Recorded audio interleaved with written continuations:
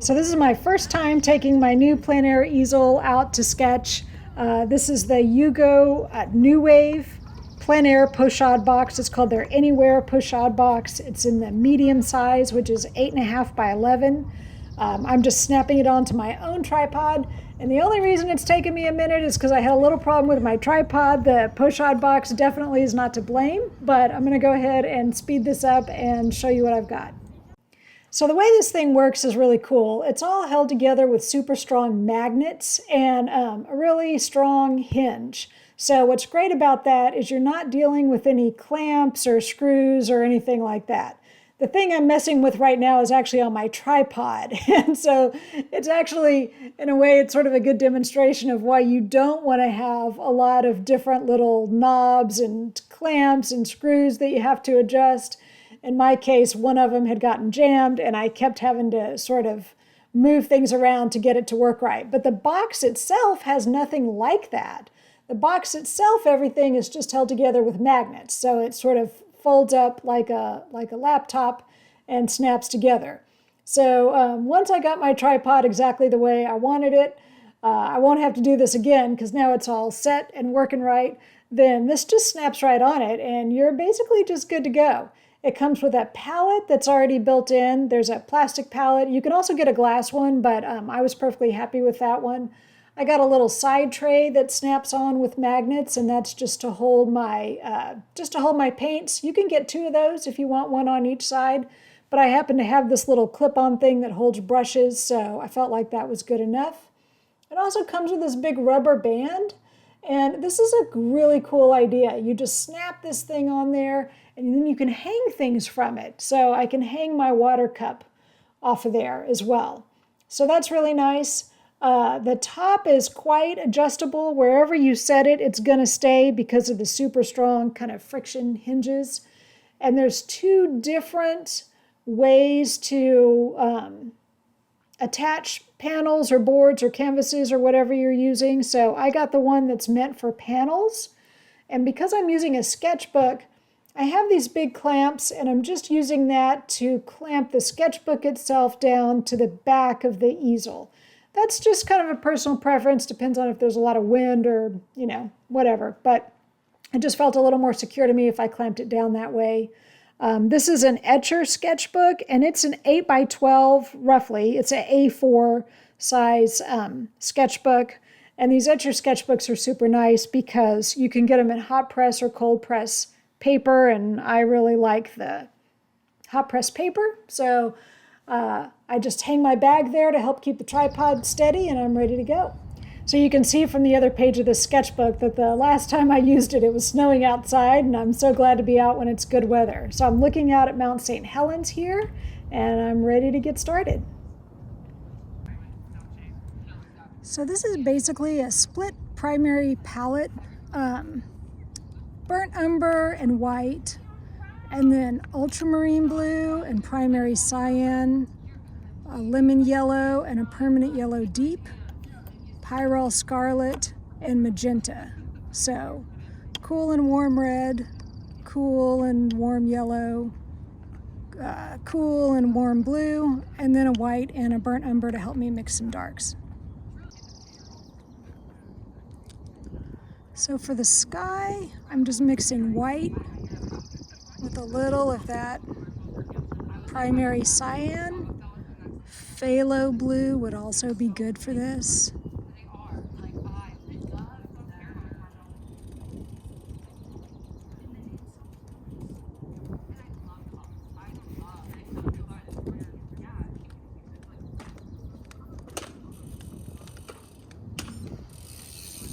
And I like that a little of this yellow shows through. I think it's interesting. So I'm going to work kind of slowly with a pretty thick, rich mixture. If I water it down too much, then it'll actually mix with the yellow I already put down. And that's not what I have in mind. So I'm just going to kind of take my time here and get the sky in.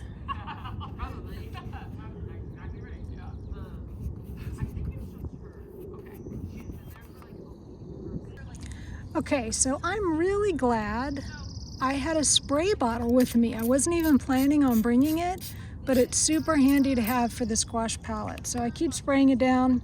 That's really nice. I like the sky. I dropped in a little bit of pink, just a mixture of some white and magenta. And I'm gonna leave Mt St Helens out of it for a second, and I'm just gonna focus on the distant hills, which are probably more ultramarine, but also pretty gray. So I'm just gonna start with those distant hills and work my way down. And there's a close-up of the hills right there. That's what I'm working on next. You know, I'm realizing like it's so hard to kind of judge colors way off in the distance. So you really kind of have to substitute. Hang on, I'm gonna get a little water. You really kind of have to substitute what you know to get it right. So I know it's more ultramarine because I know that those colors in the distance just go bluer and bluer. But I also know that it's neutral, it's more grayed down because things in the foreground are more saturated. So I'm mixing a little tiny bit of brown, a little bit of burnt umber just to neutralize it a bit. And I'm just making it really light. I'd rather decide later that I wish it was a little darker. So let's just see. Oh yeah, like I think that's really pretty close. I'm pretty happy with that. And here again, I like letting little bits of this yellow show through. I can always change my mind about that later. There's going to be a tree here in the foreground, but I'm putting that on top, so I'm going to do that last. And I want to keep changing it up. Like I'm going to add a little bit more white. Yeah, just experiment with how light I want it. Because it is going to dry a little darker, so it's a good thing to just layer up and go back and forth and have some variety. So that's the plan.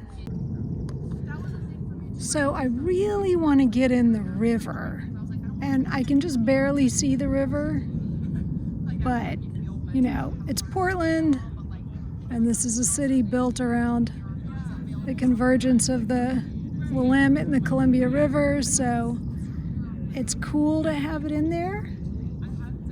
I'll show you. You can probably just barely even see it out there. I don't know if you can see it at all. But I can see it there, and I'm going to exaggerate it a little bit. And so, you know, that's kind of a thing, is that like this is your painting and you're saying what you want to say. So if the river's important, you're going to exaggerate it and make sure it's really visible.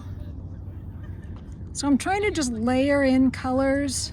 I don't want to get too much into like painting individual trees out there, even though there's kind of like, but I do need some sense of like, there's trees and buildings out there in the distance. We're looking down at a town. So I will try to find ways to do that more in these foreground areas. But first I'm going to finish getting a layer down. It's so helpful to just stand back and think about it. So I have, you know, a layer down everywhere. I've got to put the trees on top, the trees that are in the foreground, and then just kind of some little tiny suggestions of buildings and trees down on the valley floor where the city is. But I'm going to let everything dry really well first. So while it's drying, I'm going to go ahead and paint in Mt St Helens. For the trees, I'm going to start with a super dark mixture of ultramarine and a little of this permanent yellow deep, my warm yellow. And I'm going to start with the smaller trees just to kind of get the hang of it. So the idea is going to be sort of not do the whole tree, because I'm going to add lighter colors. So I'm trying to just get the darkest areas in, and then I'll come in on top and add lighter areas so that there's some variety. And I'm trying to just notice the angle. Are the branches kind of reach upwards or do they point downwards? You know, I want the general sense of the tree, but obviously I'm not striving for total accuracy here. Okay, so I'm going to keep working away at just the darker areas, see how those look, and then I'll mix in some more yellow to get a lighter area to suggest where the light is hitting the tree, and that'll also make them look a little bit more three-dimensional, a little more fully formed. So I am feeling not at all confident about how much or how little to put in of like trees off in the distance or buildings off in the distance. Okay, so yeah, I'm just torn between, I want to suggest that there's a city here because I'm painting a city. I'm painting Portland. It exists. But I'm also obviously not going to paint every detail, every building, whatever. So I don't know if I have that balance right or not yet, but I think I'm going to put the rest of the detail on the trees in the foreground and then see what I think, see how it looks, see what else I think it needs.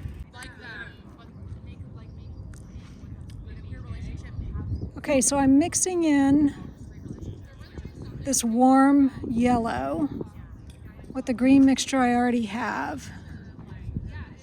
And I'm just sort of painting some lighter areas onto these trees.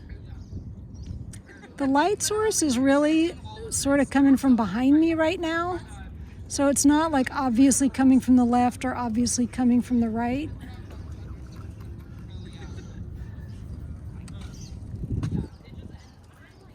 But it is definitely coming from above. So, thank you. So I can kind of use that to guide me a little bit. I'm just going slow and standing back a lot so I don't overdo it. So I'm just really taking my time with this part, and then I'll probably do one more layer of a super lighter green just here and there, just for a few little additional highlights. Okay, so this is where I ended up, and I'm pretty happy with it. I like how just loose the landscape looks in the background, and you know, I guess I got the right amount of kind of buildings and trees there to suggest Portland. I don't know. I probably could have done a lot more, but I'm just satisfied with where it is. This probably took me about an hour and a half, but that was with a lot of standing around, talking to people, taking breaks, stuff like that. Anyway, if you enjoyed this, I have a newsletter that I send out once a week where you can get tutorials sent right to your inbox. So please do check that out. It's lots of fun. We're just basically doing anything and everything you can do in a sketchbook, we do it. So it's not just gouache, it's all kinds of stuff. And also, if you like this video, please give it a like, give it a subscribe so you'll see more of them. And thanks so much for watching.